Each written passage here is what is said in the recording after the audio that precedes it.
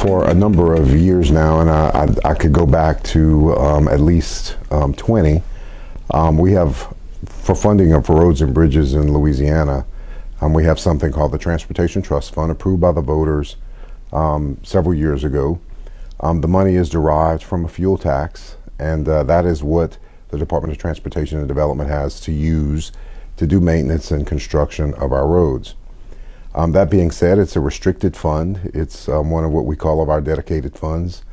Unfortunately, in that regard, the legislature is pretty limited on our ability to direct funding to specific roads and bridges. So it relates to District 46, which Representative Mike Huval represents, and my district, which borders his, District 48 in Iberia Parish.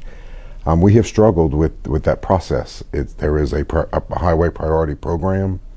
Unfortunately, we can give our input. It's mainly our wish list, but the actual decision making of how those roads and bridges are funding out of the Transportation Trust Fund are at the sole discretion of the Secretary of the Department and the Governor. It is not one that requires legislative approval, and I think most people's minds it should, but that's where that priority list is developed.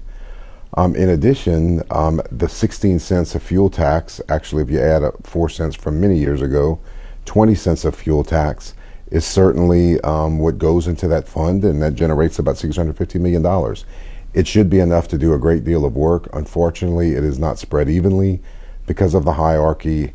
I think going forward for districts like ours, which are rural, a lot of industrial traffic on our roads, the best way to correct that is to revisit the Transportation Trust Fund. And I think a district like Representative Huval's, with a great deal of cane traffic, access to I-10 on a number of places, it would be in our best interest to revisit how that funding is done and change the ability of the legislature to have a say-so in how those roads and bridges are funded.